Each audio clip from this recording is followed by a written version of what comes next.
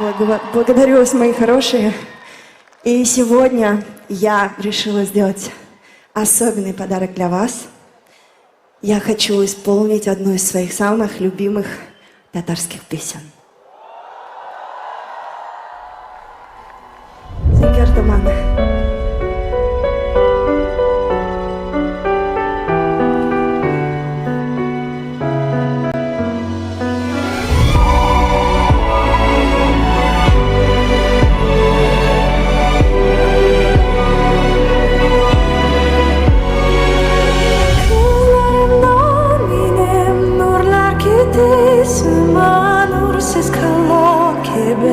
Jırlarında sözler ay yakınım senin hissin mine şen aylı hamon zenger tamam senin hissin zenger tamam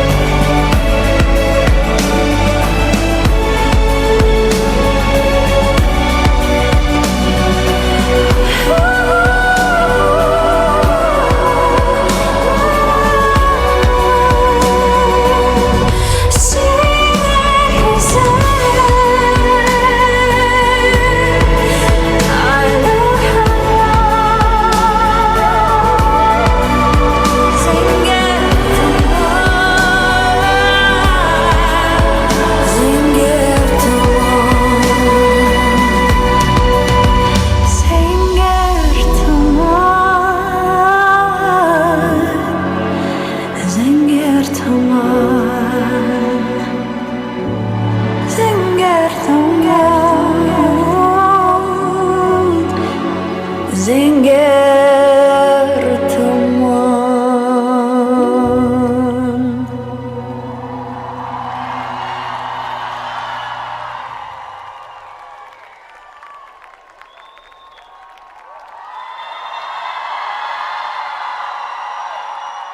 Спасибо.